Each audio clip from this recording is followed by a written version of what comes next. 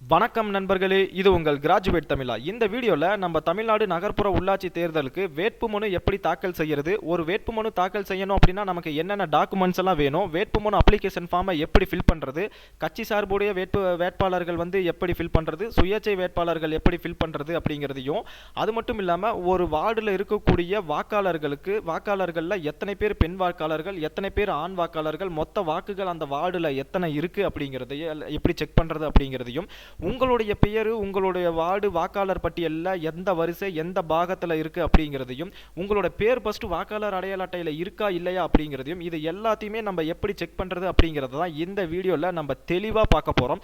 So இந்த வீடியோவை நீங்கள் பார்க்குறீங்க அப்படின்னா நீங்களே எல்லா டீட்டெயில்ஸுமே தெரிஞ்சுக்கலாம். நம்ம தமிழ்நாட்டில் இருக்கக்கூடிய ஒவ்வொரு குடிமகனுக்கும் இந்தியாவில் இருக்கக்கூடிய எல்லாத்துக்குமே தலையாய கடமை இந்த வாக்குரிமை ஆகும். இந்த வாக்குரிமை அப்படிங்கிறது ஓட்டு போடுறது மட்டும் இல்லாமல், இந்த ஓட்டு போடுறதுக்கு பின்னாடி ஒரு வேட்பாளருக்கு என்ன தகுதிகள் சொல்லியிருக்காங்க, ஒரு என்னென்ன தமிழ்நாடு மாநில தேர்தல் ஆணையம் என்னென்னலாம் செய்திகள் வெளியிட்டிருக்காங்க, இதை எல்லாமே நம்ம ஒரு குடிமகனா நம்ம தெரிஞ்சுக்கிட்டா மட்டும்தான் ஒரு நல்ல வேட்பாளரை நம்ம வார்டுக்கு நம்ம தேர்ந்தெடுக்க முடியும். ஸோ அதனால நீங்க இதை எல்லா டீட்டெயில்ஸுமே ஷார்ட் அண்ட் ஸ்வீட்டாக இந்த வீடியோவில் நான் உங்களுக்கு தெளிவாக எக்ஸ்பிளைன் பண்ணுறேன். நம்ம தமிழ்நாட்டில் இருக்கக்கூடிய அனைத்து வார்டுகளோடைய வேட்பாளர்கள் மற்றும் வாக்காளர்கள் எல்லா டீட்டெயில்ஸுமே நம்ம இந்த ஒரே வெப்சைட்டில் தெரிஞ்சுக்கிட்டு தான். இதுதான் பார்த்தோம்னா நம்ம Tamil Nadu election கமிஷனோட website tnsec.tn.nic.in.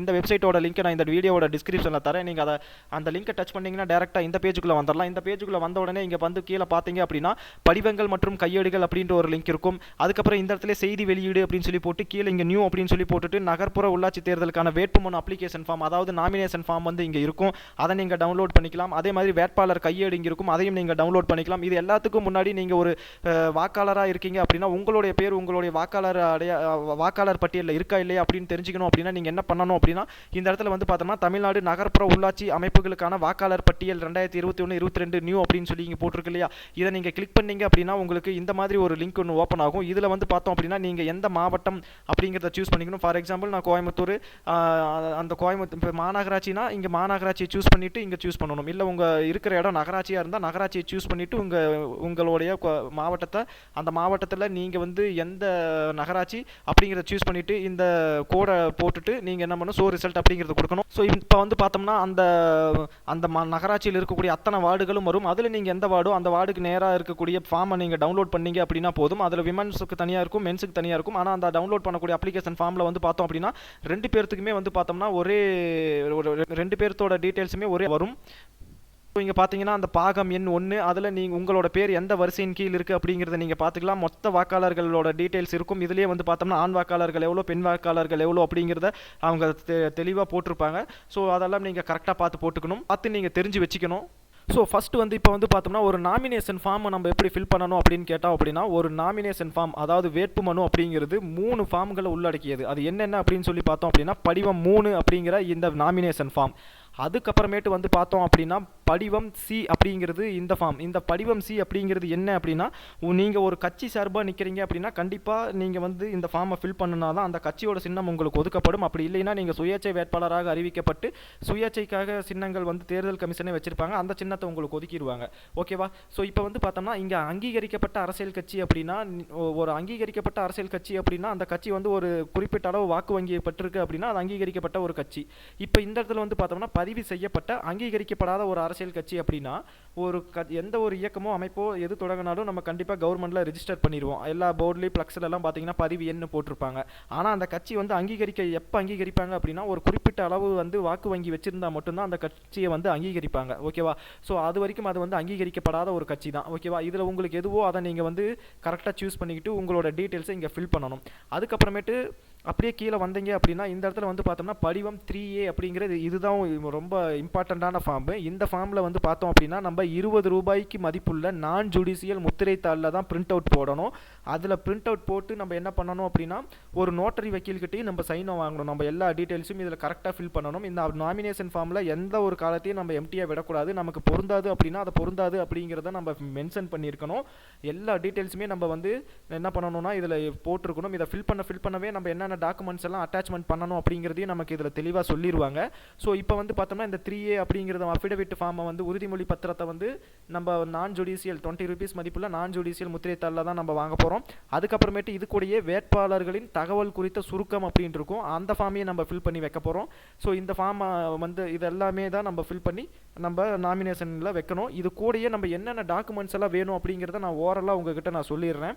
So ஒரு வேட்பாளருக்கு வந்து நாமினேஷன் பண்ணும்போது உங்களுடைய வாக்காளர் அடையாள அட்டை வேணும். அதே மாதிரி உங்களுடைய முன்மொழிவாங்க இல்லையா, அவங்களுடைய வாக்காளர் அடையாள அட்டை, அதே மாதிரி வாக்காளர் பட்டியல். நான் இப்போ காமிச்சல இதுதான் வாக்காளர் பட்டியல். இந்த பட்டியலில் உங்கள் பேர் எத்தனாவது இடத்துல இருக்குது அப்படிங்கிறதையும், உங்களை முன்மொழிபவருடைய பேர் எந்த வரிசை எந்த பாகத்தின் கீழ் இருக்குது அப்படிங்கிறதையும் நீங்கள் கரெக்டாக நோட் பண்ணிக்கணும். அப்புறம் உங்களுடைய ஆதார் அட்டை நகல், பேன் கார்டு, உங்கள் குடும்பத்துக்கான உங்களோட பேன் கார்டு, உங்கள் குடும்பத்தாரைய பேன் கார்டு, ஜாதி சான்றிதழ், அதுக்கப்புறம் 20 ரூபாய் மதிப்புள்ள பத்திரம் நான் சொன்னேன் இல்லையா அது, அடுத்தது கடன் விவரம், உங்களோட வேட்பாளர் மற்றும் குடும்பத்தார் வங்கி புத்தகம் இருக்கும் இல்லையா பாஸ்புக்கு, அதோட ஃபஸ்ட்டு பேஜ் வேணும். நீங்கள் 2 வீலர் வச்சுருந்தா அந்த 2 வீலர்ஸோட எத்தனை வச்சுருக்கீங்க அதோட டாக்குமெண்ட்ஸு, அதே மாதிரி 4 வீலர் அதோட டாக்குமெண்ட்ஸு, அதுக்கப்புறமேட்டு நிலம் பட்டா சம்மந்தமான விஷயங்கள், எந்தெந்த இதில் அசையும் சொத்து அசையா சொத்து இருக்குது அப்படிங்கிறதையும், அடுத்தது வரி நிலுவை, கவர்மெண்ட்டில் தண்ணி பில்லு நில பில்லு இந்த மாதிரி இடம் வாங்கிய வரி நிலுவை இல்லா சான்று, அதுக்கப்புறம் வழக்கு ஏதாவது இருந்தால் அதை பற்றின details, passport size photo 3, stamp size photo 3, எல்லாத்துக்குமே கலர் வந்து ப்ளூ கலர் பேக்ரவுண்ட் இருக்கணும். அதே மாதிரி விவசாய கடன், இந்த நகை கடன் ஏதாவது வாங்கியிருக்கீங்க அப்படின்னா அதை பற்றின விவரம் எல்லாம் நீங்கள் என்ன பண்ணணும் அப்படின்னா கண்டிப்பாக இதில் கொடுத்துருக்கணும். ஸோ இப்போ வந்து பார்த்தோம்னா இதில் ஒவ்வொன்றா நீங்கள் படித்து பார்த்துக்கிட்டே வந்தீங்க அப்படின்னா நீங்கள் தாராளமாக எல்லாமே ஈஸியாக தான் இருக்கும், நீங்களே ஃபில் பண்ணிடலாம். இது வந்து உங்களுக்கு ஃபில் பண்ணுறதுக்கு ரொம்ப கஷ்டமாக இருக்குது, நான் ஏதாவது மிஸ்டேக் பண்ணிட்டுனா என் வேட்புமனு நிராகரிக்கப்பட்டுருவாங்களோ அப்படின்னு சொல்லி உங்களுக்கு பயமாக இருந்தால் ஒரு பிரச்சனையுமே இல்லை. நீங்கள் ஒரு நோட்டரி வக்கீல் கிட்ட போங்க, அவங்களே வந்து உங்களுக்கு எல்லாமே எந்த பிரச்சனையுமே இல்லாமல் நீட்டாக எல்லா டீட்டெயில்ஸுமே கேட்டு ஃபில் பண்ணி தருவாங்க. அந்த அஃபிடேவிட் ஃபார்ம் 3A இருக்கு இல்லையா, அந்த 3Aவை வந்து கண்டிப்பாக ஒரு நோட்டரி வக்கீல் வந்து சைன் பண்ணணும். அதனால் நீங்கள் ஒரு நோட்டரி வக்கீல்கிட்டே கொடுத்துட்டிங்கன்னா அவங்களே எந்த பிரச்சனையும் இல்லாமல் உங்களுக்கு நீட்டாக வந்து என்னென்ன டாக்குமெண்ட்ஸ் வைக்கணும், அட்டாச் பண்ணணும், எந்த இடத்துல என்ன ஃபில் பண்ணணும் அப்படிங்கிறத தெளிவாக சொல்லிடுவாங்க. இது நம்மளே ஃபில் பண்ணிடலாம், பெரிய விஷயமே கிடையாது. எல்லாமே தமிழில் கொடுத்துருப்பாங்க, ஈஸியாக இருக்கும். நமக்கு எந்தெந்த இடத்துலலாம் பொருந்தாதோ அந்த இடத்துல பொருந்தாது அப்படிங்கிறத நம்ம எழுதிக்கணும். அதே மாதிரி வந்து பார்த்தோம் அப்படின்னா இதில் வந்து எல்லாமே வந்து நம்ம கையில் எழுதலாம் அல்லது டச் பண்ணலாம், டைப் ரைட்டிங்கில் கூட நம்ம கொடுத்து ஃபில் பண்ணலாம். எந்த மிஸ்டேக்குமே பண்ணிடக்கூடாது, அடித்தல் திருத்தல் இருக்கக்கூடாது. ஓகேவா? ஸோ இப்போ வந்து பார்த்தோம் அப்படின்னா ஒரு வேட்பாளருக்கு என்னென்ன தகுதி இருக்கணும் அப்படின்னு சொல்லி பார்த்தோம்னா, இதில் நீங்கள் போட்டி போடணும் அப்படின்னா நீங்கள் வந்து இப்போ ஃபார் எக்ஸாம்பிள் நான் கோயம்புத்தூரில் இருக்கேன் அப்படின்னா, கோயம்புத்தூரில் இருக்கக்கூடிய இது உள்ளாட்சி தேர்தல் அப்படிங்கிற போது கண்டிப்பாக வேட்பாளர் வந்து உள்ளூர் ஆளாக தான் இருக்கணும். உள்ளூர் ஆள் அப்படிங்கிறது எப்படி அப்படின்னா, இப்போ கோயம்புத்தூரில் நான் வந்து ஒரு பொள்ளாச்சியை சேர்ந்த ஆள் அப்படின்னா நான் வந்து மேட்டுப்பாளையத்தில் கூட நிற்கலாம். ஓகேவா? ஏன்னா அது கோயம்புத்தூர் மாநகராட்சிக்கானது. ஓகேவா? ஸோ இப்போ வந்து பார்த்தோம்னா கோயம்புத்தூர் மாநகராட்சியில் ஒரு 21 பிளேஸ் இருக்குது அப்படின்னா அந்த 21 இதில் ஏதாவது ஒரு இடத்துல என்னோட பேர் வந்து வாக்காளர் பட்டியலில் இருந்தால் போதும், யார் வேணால் எங்கே வேணால் நின்றுக்கலாம். அந்த கோயம்புத்தூர் டிஸ்ட்ரிக்டை சேர்ந்த யார் வேணால் அந்த மாவட்டத்துக்குள்ளே எங்கே வேணால் நின்றுக்கலாம், அதெல்லாம் தப்பு கிடையாது. ஆனால் வேற ஒரு டிஸ்ட்ரிக்டை சேர்ந்தவர் வந்து இங்கே வந்து நிற்கணும் அப்படின்னா அது கொஞ்சம் நிற்க முடியாது. ஏன்னா உள்ளாட்சி தேர்தல் அப்படிங்கும்போது நீங்கள் அந்த வரையறுக்கப்பட்ட அந்த வார்டு அந்த மாநகராட்சிக்குள்ளே உங்களுடைய பெயர் வந்து இருக்கணும். அப்படி இருந்தால் மட்டும்தான் நீங்கள் வந்து என்ன பண்ண முடியும் அப்படின்னா இதில் வந்து போட்டியிட முடியும். இப்போ வந்து பார்த்தோம் அப்படின்னா உங்களுக்கான டெபாசிட் தொகையை பற்றி தெரிஞ்சுக்கலாம். டெபாசிட் தொகை வந்து நீங்கள் ஆதி திராவிடர் SC/ST வகுப்பை சேர்ந்தவராக இருந்தீங்க அப்படின்னா பேரூராட்சிக்கு போட்டிவிட்டா அப்படின்னா உங்களுக்கு 1000 ரூபாயும், நகராட்சிக்கு போட்டிவிட்டா 2000 ரூபாயும், மாநகராட்சிக்கு போட்டிவிட்டா 4000 ரூபாயும் வந்து, அதாவது நீங்கள் SC/STயை தவிர்த்து மற்றவங்க எல்லாருமே வந்து பார்த்தோம்னா பேரூராட்சியில் இருந்தால் 1000 ரூபாய் பே பண்ணணும், நகராட்சியாக இருந்தால் 2000, மாநகராட்சியாக இருந்தால் 4000. இதே நீங்கள் வந்து SC/ST வகுப்பை சேர்ந்தவராக இருந்தால் பேரூராட்சினா 500, நகராட்சினா 1000, மாநகராட்சினா 2000 ரூபாய் வந்து நீங்கள் பேமெண்ட் பண்ணணும் இனிஷியல் டெபாசிட். ஓகேவா? இப்போ வந்து நீங்கள் எலெக்ஷனில் நின்று தோற்று போயிட்டா கூட ஓரளவுக்கு வாக்கு வங்கி வச்சுருக்கீங்க அப்படின்னா உங்களோட அமௌண்ட்டை டெபாசிட் கொடுத்துருவாங்க. அப்போ இல்லையா அந்த டெபாசிட் அமௌண்ட்டை கொடுக்க மாட்டாங்க. அதை தான் நம்ம வந்து பார்த்தோம் அப்படின்னா நிறைய பேர் எலெக்ஷனில் ஜெயிச்சுட்டு படங்கள்லாம் கூட நம்ம பார்த்துருப்போம், டெபாசிட் கூட வாங்க முடியல அப்படின்னு சொல்லி நம்ம பரவலாக சொல்லிட்டு இருப்பாங்க. ஓகேவா? ஸோ இதுதான் வந்து அந்த டெபாசிட் அமௌண்ட். இப்போ இதை பற்றின டீட்டெயில்ஸ் உங்களுக்கு தெரிஞ்சிருச்சு. வேட்பாளர் கையேடு அப்படிங்கிற இந்த இதில் வந்து பார்த்தோம் அப்படின்னா ஒரு வேட்பாளருக்கு என்னென்ன தகுதி இருக்கணும் அப்படிங்கிறத தெளிவாக சொல்லியிருப்பாங்க. உங்களுக்கு 21 வயசு பூர்த்தியாக இருக்கணும், நீங்கள் வந்து அந்த பேரூராட்சி நகராட்சி மாநகராட்சிக்கு உட்பட்டவராக இருக்கணும்.